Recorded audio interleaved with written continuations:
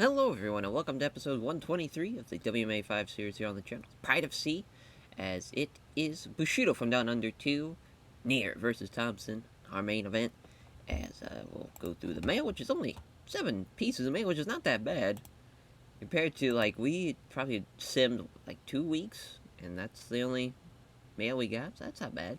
We extended Jacare Souza, we extended Alexander Emelianenko. Charles Bender wants to fight Clay Guida. That's awesome. We're going to keep that for now. Just to remember that.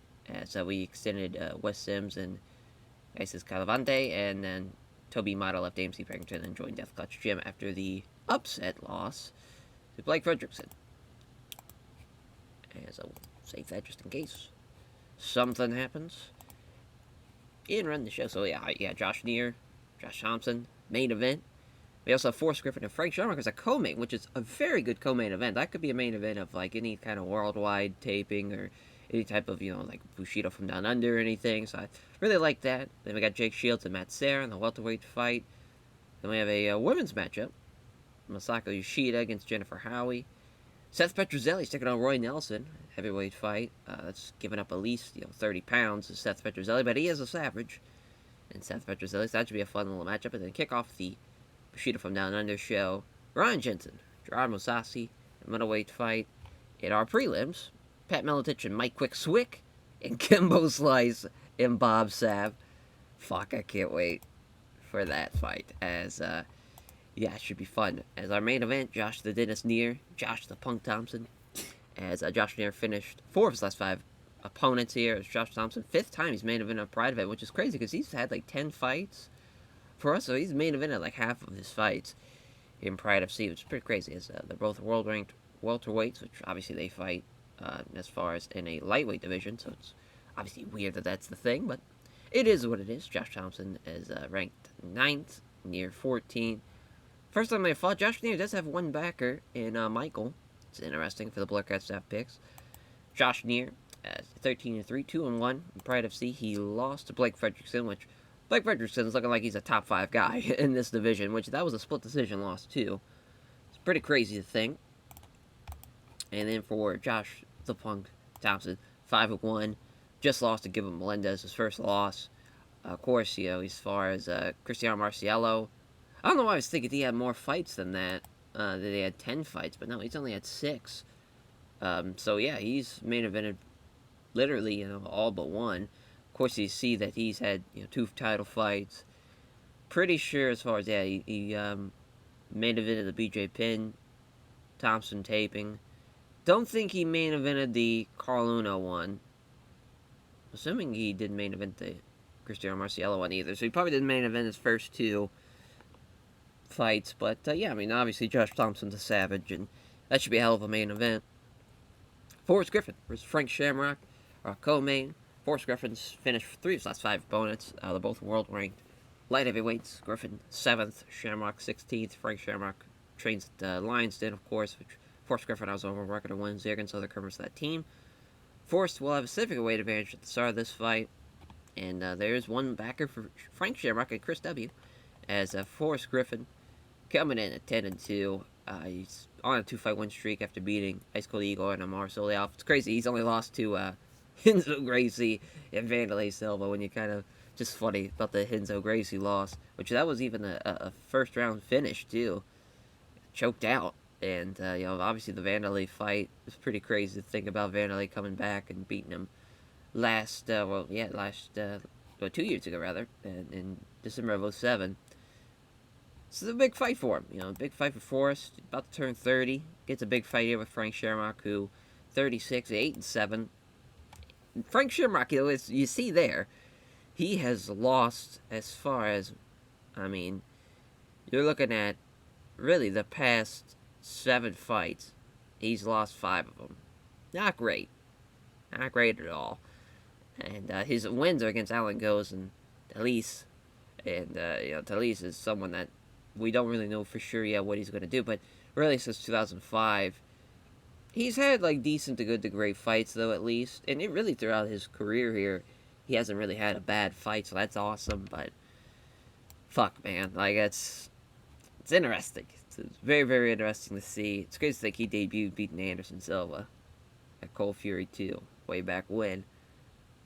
And let's see where he's at now. How the mighty have fallen. The mighty have fallen. And Jake Shields taking on Matt the Terror Sarah. Next fight in the welterweight contest. Jake Shields, 18th ranked welterweight in Pride FC. Matt Sarah, 19th. Jake Shields will have a significant weight advantage. Now this has a chance. Anytime you got a Jake Shields fight, this has a chance of being a not so great fight. But I got faith in Matt Sarah. We'll see how it goes. Jake Shields 5-6 though, has a losing record in Pride FC, and his wins not really that impressive. Josh Koscheck's gone after he lost all of his fights. Sakuraba definitely at the end of his ropes by 2008.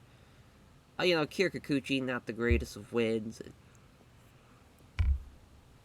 I just I just don't see, as far as like him getting this win over Matt Serra. Even though Matt Serra, he's looking at like towards the end of his career, he's fought against a lot of tough guys, and those losses, like when you lose to Diego Sanchez, Dennis Hallman, Jason Von Flue, even Sean Pearson, Dan Hardy, like all those guys, besides Diego, even losing to Chris Lytle in the UFC and Jason Von Flue. So it's just crazy to think like in this mod, he's lost to guys that have been pretty much top 10, even top 5 talent in a welterweight division in any of either UFC or Pride FC, as far as the 2 top promotions in the world. It's pretty crazy to think. And Diego Sanchez, he's a fucking savage. He's someone that if this welterweight division isn't stacked like it is, he'd be a top 10 guy. Just crazy to think. It's like Dan Hardy. Obviously, when they fought, Dan Hardy was ranked 25th, but now he's a top 10 guy. Sean Pearson's a fringe top 10 guy. He's fought some tough fucking guys. This should be an interesting one to see, though, because if Jake Shields tries to just kind of lay and pray, I think Matt Serra's got another thing coming for him. And Matt Serra having the Blurcast staff picks. So far, we haven't seen someone have all full 7 guys in their corner. There's only been one detractor every time. So Masako Yoshida taking on Jennifer Howie, as Yoshida submitted 4 of her last 5 opponents. 2 of the best pound-for-pound fighters in the world, though, as Jennifer Howie ranked 9th. Masako Yoshida ranked 13th. First time they have fought, as Jennifer Howie with a severe weight advantage and a 9-inch reach advantage. Plus, with that all coming together, she still is the underdog according to the Blurcast staff picks. That's crazy. Masako Yoshida coming in with a win. She beat Roxanne Modafferi by split decision, which I believe that was the fight where Roxanne Modafferi definitely should have won. Yeah, that is the fight. You see that 5 for 5 on takedowns, landed 79 strikes on the ground, and still was 3 for 4 on ground passes, but somehow lost that fight. Highway robbery in that one. So she's getting a tough opponent here in Jennifer Howie. We'll see what happens. We'll see what happens, because Jennifer, she's lost in her debut against Karina Dam. Rear naked choke just before the end of the second round. That was back at the Bushido in Beijing, which we crowned our women's champion. She's lost to Tara Lorenzo in the past, and Judy Neff, who we have not seen yet. But see there, since October of 04, has had good to great fights the entire time. Should be a fun fight here. We'll see what happens. Seth Petrozelli taking on Roy Nelson. Seth Silverback Petrozelli, Roy Big Country Nelson. Say Roy Nelson's going to have a significant weight advantage, but Seth Petrozelli, he's got dynamite in those fucking hands. His last 4 of his last 5 have been by knockout in the finish of the fight. He's got the slight advantage, 4-3. I really could go either way, though. Seth Petrozelli's riding a wave of momentum. His wins haven't been that crazy as far as opponents go, but knocking them out, though, is still very impressive. And, as far as they've been good to great fights the entire way, all happening in 2008. He had a hell of a 2008 for him. He's looking to get that, carry that same momentum in 2009. Roy Nelson, though, is 3-3, but he's fought some tough guys, though. As far as he's fought Frank Mir, knocked him out twice, both around the same time, too. A couple of seconds apart between the two. He's beaten Czech Congo, too, but Valentino Varim's a tough guy to fight, and also Alexander Emelianenko, obviously. Bobby Hoffman, the fight he probably should have won. I believe he was the favorite going into that, yeah.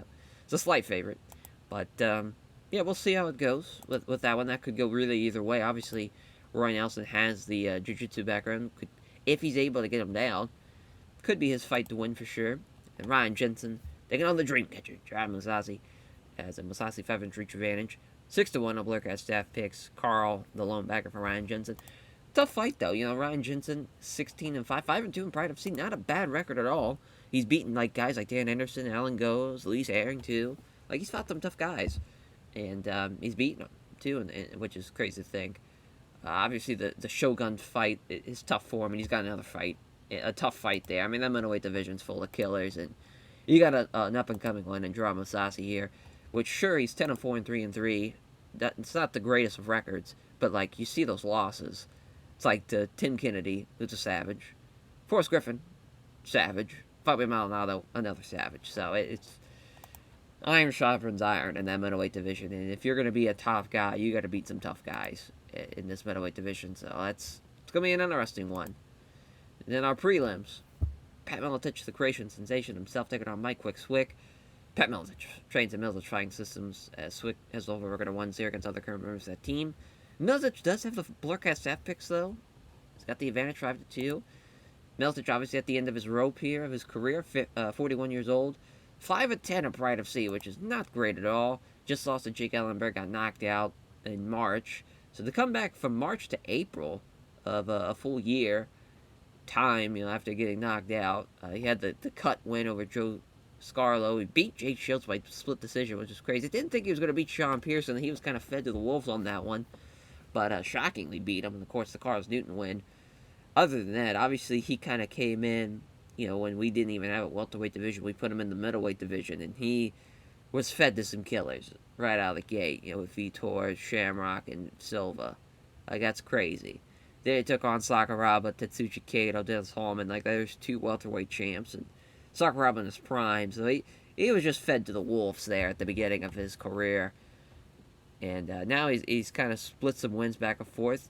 It's a crazy thing, kind of towards the end of his career, he's had a better win-loss record than at the beginning, obviously. He's not facing so many tough guys.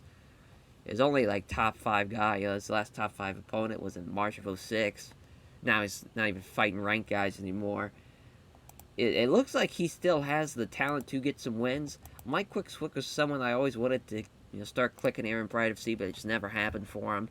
If he loses here, we'll probably let him go, as far as, sure, he'll only be on a 3-fight losing streak, but you see there, he's lost 5 of his last 6, which is not great, and he'll be 9-10 as a whole.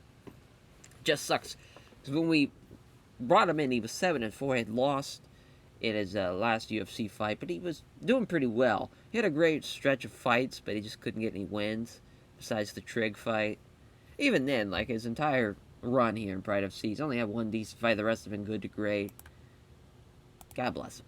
That just, it's not looking like it's in the cards for him, but I got faith in him. We'll see what happens in this fight. This is all-timer, right here. It's Kimbo Slice of Bob Sapp. Fuck yeah. Bob Sapp, of course, is going to have a specific weight advantage. Betting odds have him as a huge margin favorite, and that's crazy. Obviously, Bob Sapp has been a part of some hellacious fights here. The Brock fight was incredible. The Don Fry fight was fun to do. Obviously, the Takayama fight, is he getting the win there. The Jerome Banner fight was pretty crazy. The Czech Congo fight was crazy. He's had some crazy fights throughout his time. Even the Hideki Yoshida fights was pretty crazy. We'll see what happens. I don't think this one's going past the second, but we'll see. So obviously, Kimbo Slice had the one fight against Hongman Choi. Oh no, he had the second fight too. That's right. He got knocked out by Butterbean. But the Hongman Choi fight had to get overturned. He lost that one, but it was a drug test failure. Then he lost to Butterbean. If Kimbo Slice loses here, which is a good chance he will, we might have to send him down to rings. We might. We'll see. But I love this fight so much. Minus 950 favorite for Bob Sapp. That's insane. Herb Dean's a referee. Ringside judges. Give it up at least 30 pounds to Kimbo. So here we go. They touch gloves. They exchange some strikes. Can't land a significant strike, though. There's a left jab, but can't find the mark on the right hook for Kimbo. Left jab from Sapp. Right hand's absorbed on the gloves.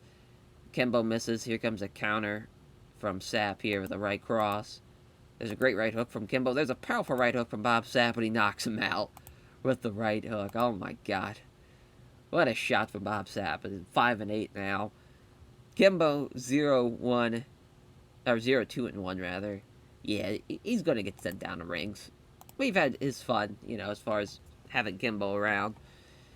So he thanks everyone to Team Sakurada. All of his sponsors, all of his friends from his sports. About to finish, Bob Step agrees his punch power is a dangerous weapon in his arsenal, and he puts down his natural ability lines with good training. Next prelim fight, creation sensation Pat Miletich taking on Mike Swick. 31-12-2, 9-9 for Mike Swick. Benendorf, Iowa, San Jose, California.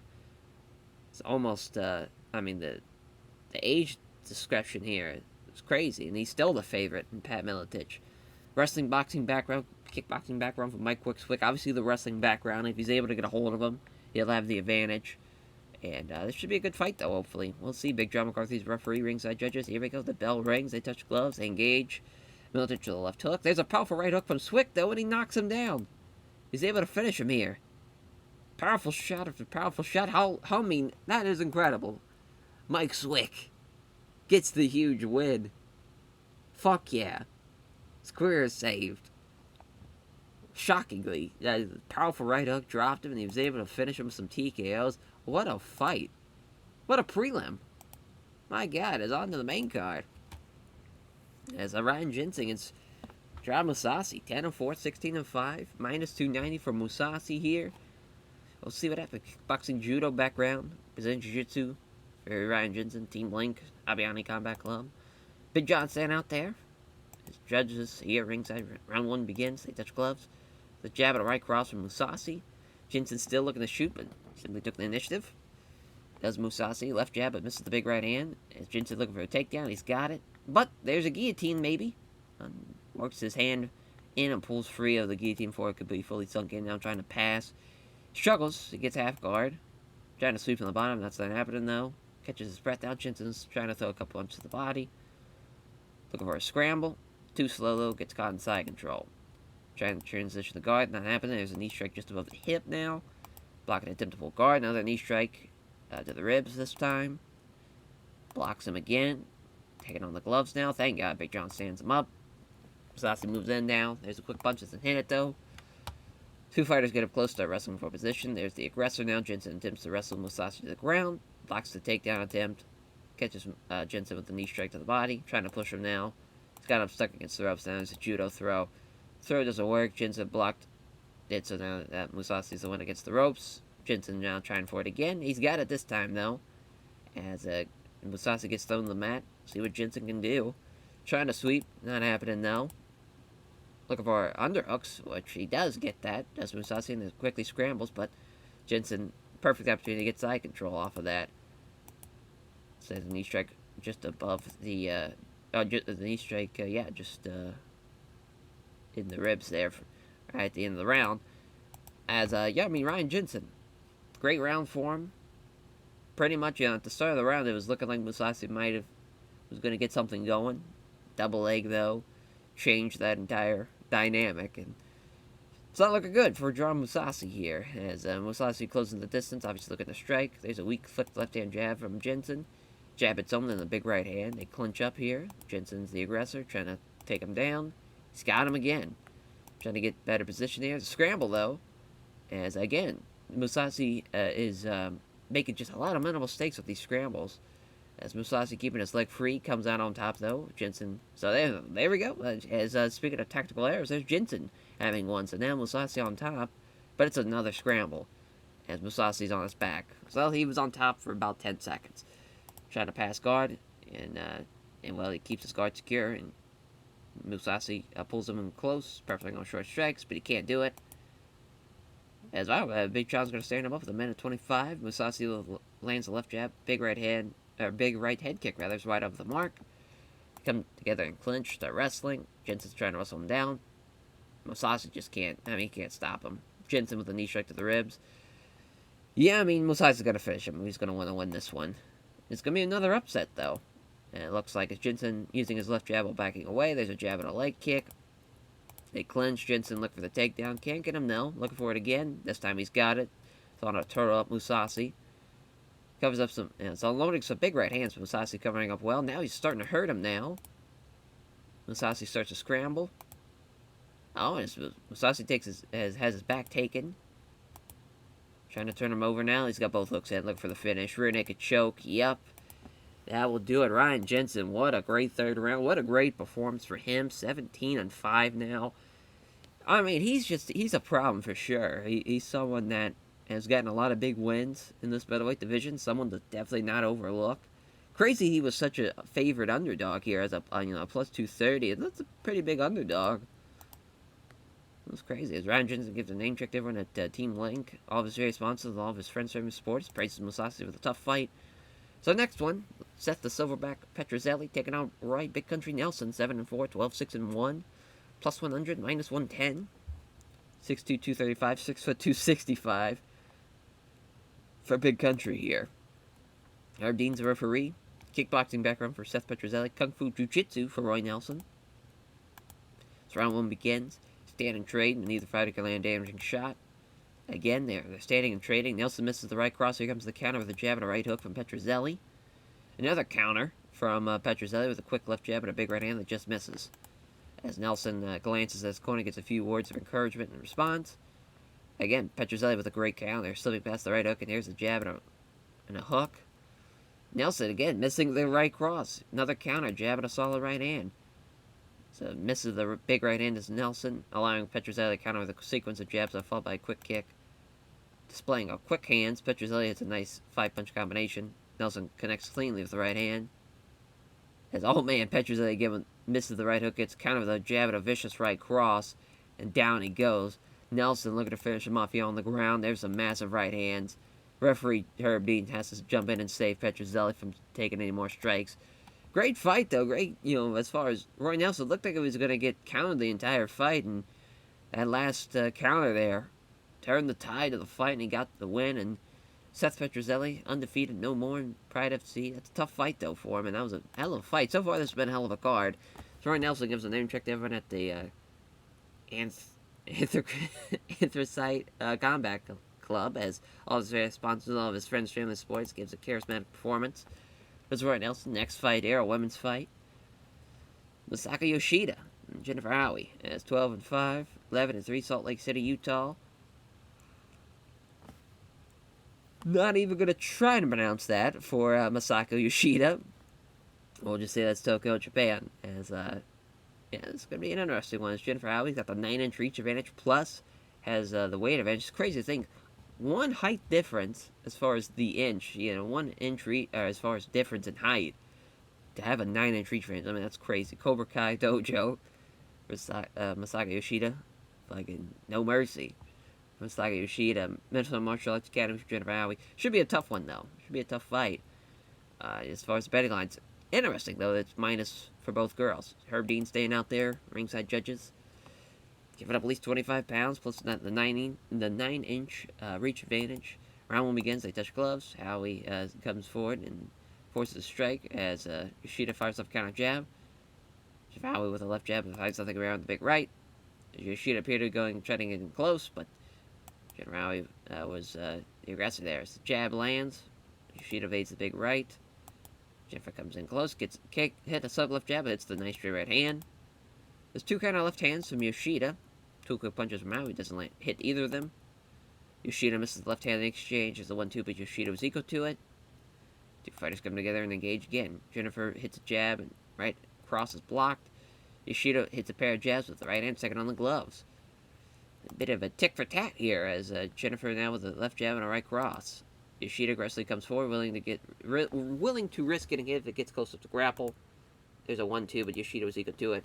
Clear opportunity for Yoshida to be able to clinch and up with Howie here. Yoshida hits Howie with a big knee strike to the body.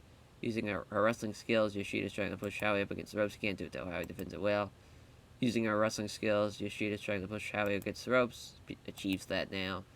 Look for the takedown. Great tenacity as Jennifer Howie pulls the leg free and able to circle out. They stand and trade in the center of the ring. Neither fighter can take any real damage. It's a weak flick left-hand jab from Yoshida. There's a left jab, and a big right hand follows up, misses. Jennifer again, quick punches the land, though. She's still firing away. Yoshida with a counter jab. 1-2 from Jennifer, fails to land. Throws a punch, but Yoshida's equal to it. His exchange strikes down, neither fighter can really land anything. Can't connect strikes and scores with the right cross. Two counter left hands from Yoshida. Jennifer throws a quick 1-2, but doesn't land either blow. Jennifer again doesn't connect to the left jab, but lands the right hook. Yoshida finding her way past the opponent's guard with a sharp 1-2. Man, this has been a hell of a first round. They have just been trading strikes back and forth. It's how Jennifer now lands the left jab and misses the vicious right. Slipping past the right hook and attacks a nice left hand as Yoshida. 1-2 from Jennifer fails to land, and now looking for a clinch. Maybe a takedown in out the round here. So now doesn't allow stuff to be driven back. Now Jennifer's in the down position, looking for a takedown. She's got it. It's a great takedown for Jennifer Howie there to end out the round. It's good stuff. As yeah, I mean that's a tough one to gauge. You know, it's a 1-strike advantage for Jennifer. Plus she had the takedown. Probably a slight advantage for her. As second round now. Yoshida aggressively moves in, risking taking a few strikes, gets close off the grapple. 1-2 fails to land. Yoshida gets a hold of her now. They'll take a 1-strike in. There's a knee strike. Another knee strike. Look at Yoshida going to second here. A couple of big knee strikes. She keeps it going. Now she's got her against the ropes, looking for a trip. She's got that as well. My God, what a second round for Yoshida. Now looking for the arm triangle. Jennifer Howie stops after being applied, looking for Kimura. Now she's got it. What a win for Masako Yoshida. Holy shit. What a second round. I mean, that was crazy. I can't believe... I mean, Jennifer Howie, I mean, she got no one to blame but herself. To have a 9-inch reach advantage, 20 pounds of advantage...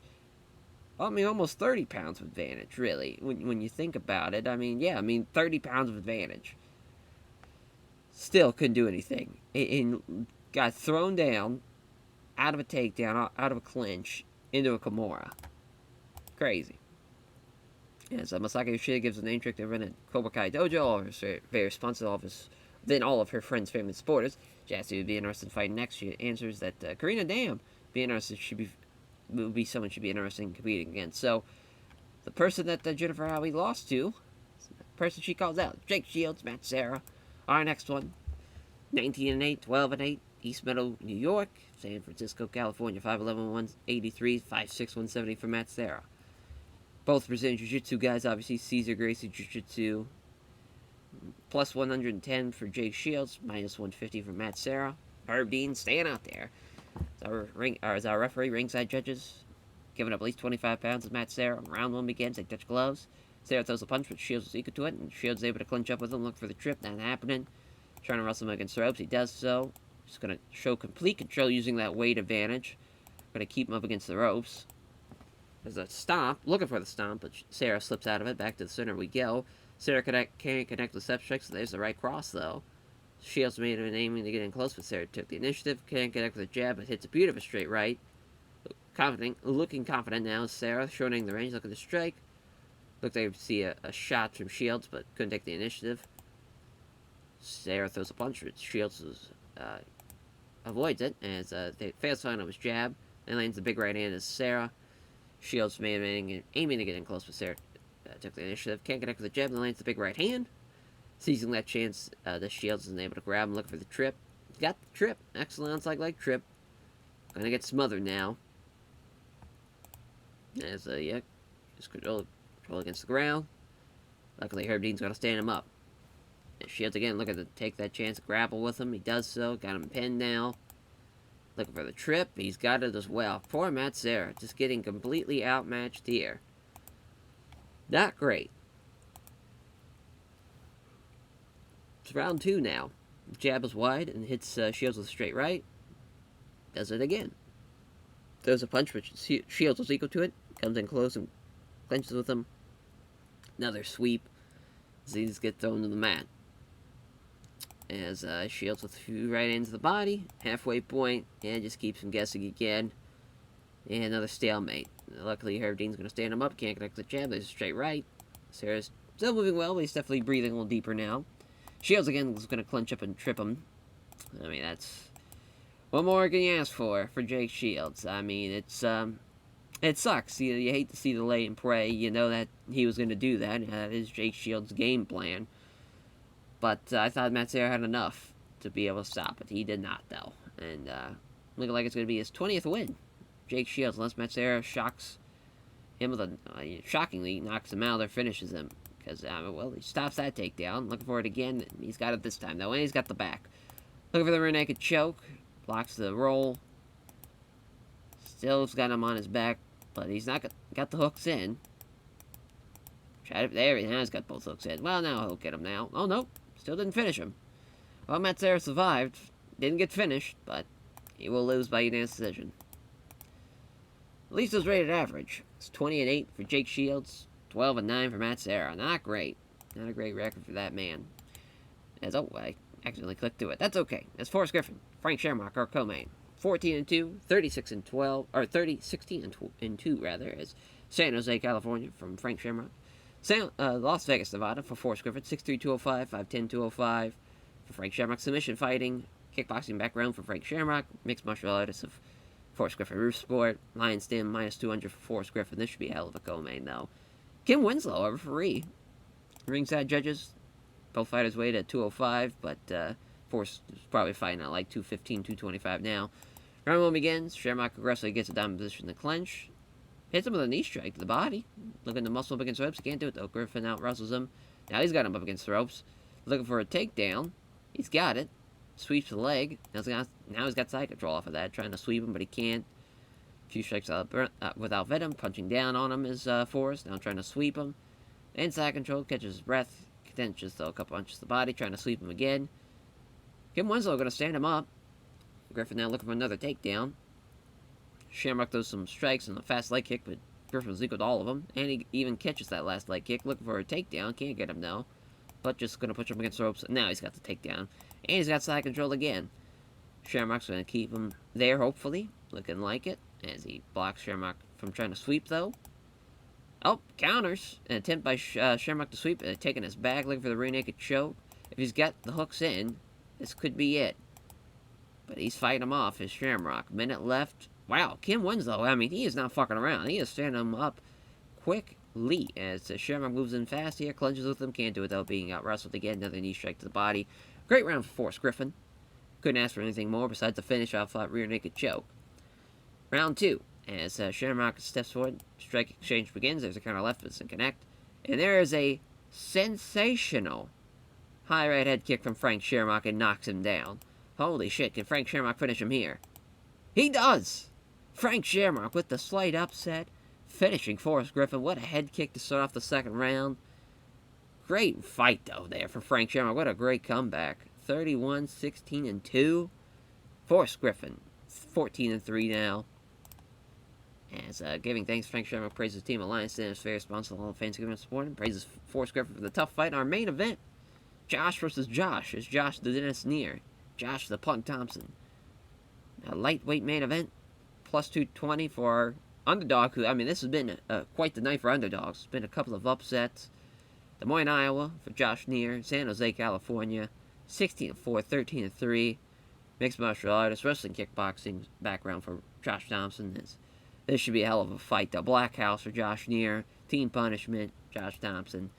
John McCarthy's referee. As ringside judges, here we go. As Thomson steps in, works his way to the dominant position in the clinch. Neer blocks him, though, from throwing the knee strike. He's got him against the ropes, though, Thomson. Looking for a single leg now. Smartly sweeps him. He's got side control. Knee strikes to the ribs now. Trying to move to guard. Not happening. Another knee strike to the ribs. Throws a few weak-looking punches. Decides his next move. Trying to move to guard. Not happening. Another knee strike just above the hip. And, I mean, these referees are not fucking around. They're standing them up pretty quickly. Thomson can't connect with the jab and catches Neer with a hook. And there's a gash just above the hairline there. As where that strike must have cut him. It's a noticeable one, too. So let's see what happens. Neer gets a hold of him without taking too much damage. Thomson prevents the knee strike from being thrown. Trying to push him against the ropes. He does so. Look for a takedown. Blocks the takedown. No, he's got control of Neer up against the ropes. Looking for the trip. It's excellent outside leg trip. Neer gets thrown to the mat and takes his back directly off the takedown. As we're going to have to see hooks in. He keeps on blocking it, though, as Neer keeps on blocking it. He's got to survive. Looking for the rear naked choke, though. Trying to roll him off his back. 60 seconds is all he's got to survive while they stand him up. Thomson steps in and grapples. Big knee strike there. Another big knee strike to end out the round. Great round for Josh Thomson, but we just saw in the previous fight someone dominate the first round and come out of the second. That guy, you know, the guy losing the fight comes out swinging and knocked him out. We'll see what happens in the second here. They clinch up. Thomson's the aggressor. Another knee strike, trying to push him against the ropes. He does so. Look for another takedown. He has been huge off the ropes here with these takedowns. A big knee strike to the ribs. Blocks Neer's transfers to guard, looking for Kimura. That stops that from being applied. Those some small strikes now. Just clear, just taking a moment to catch his breath. Neer tries to pull guard on Thomson. Doesn't get near with the attempt. Another knee strike to the ribs. Big John's going to stand him up. Minute left. Two-punch combination avoided. Thomson clinches with him now. Looking for another takedown, perhaps? Yep.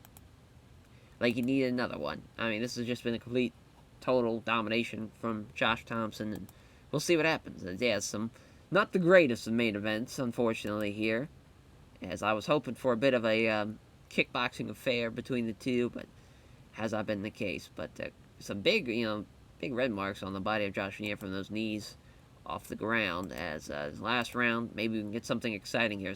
Thomson dodges the right hand, counterattacks with a left roundhouse kick to the body. Stand and trade in the center of the ring. Nothing really comes of it. Thomson's starting to slow down. Steps up fast to him. Does Neer and clinches with him. Trying to wrestle him against the ropes. He does so. Josh Neer still can't get him down. Thomson now gets the takedown, no problem. Blocks it. Neer tries to transition to guard. Another knee strike to the rib. A couple of punches to the body now. Tries to transition to the guard. Yeah, now some elbows now. Yeah, that's the fight. Josh Thomson, he did what he had to do. It just sucks. I thought Josh Neer was going to be a bit of a more... Just going to put a little bit more effort in that one, but he just got outclassed the entire way. He couldn't stop any of his takedowns, and it's just the way she goes, unfortunately. Because, yeah, I think Josh had all of them, 5 for 5. Josh Neer didn't land a single strike. It was bad. It's bad. As Josh Thomson thanks everyone connected to Team Punishment for helping him prepare for the fight. The sponsor supporting him financially. As Josh Thomson says, a tough fight gives a show respect to his opponent, Josh Neer. So, 66 for the critical rating. Not terrible. Commercial rating, I figure that might be a little bad. It's crazy. For the 7th and the 11th guy, fighting, it's pretty one-sided. Same thing with, the 18 and 19. Pretty one-sided when you see, 15 and 8. That was pretty back and forth. And, Roy Nelson beating Petrozelli. That was, pretty back and forth. But really, Nelson was losing most of that fight up until that last counter. But a couple of big upsets. A couple of, the Mike Swick win was fun to see. And a lot of fun fights, though. Just, really the main card kind of shit the bed more than anything. Because we were having a great card, especially after the Roy Nelson-Seth Petrozelli fight. And we got back on track with the Shamrock Griffin one. But unfortunate. A couple of point differences there. But nothing too crazy. I will give a performance bonus for Frank Shamrock. We'll give one for Saka Yoshida. And for Roy Nelson, too. Kind of want to give one to Swick, but that's alright. I think he got the KO one. Oh, no, Sap's got it. Yeah, that's fair. We'll keep it. Sap can have it. They made $3 million. Not bad at all. Oh, a rings card. So we'll skip that. As Eddie Alvarez won the lightweight Grand Prix in rings, and it'll be called up after that. So that's going to be fun to see him, what he can do back in Pride FC. But that will do it for this episode. Thank you all for watching, and we'll catch you guys next time. Take care, everyone.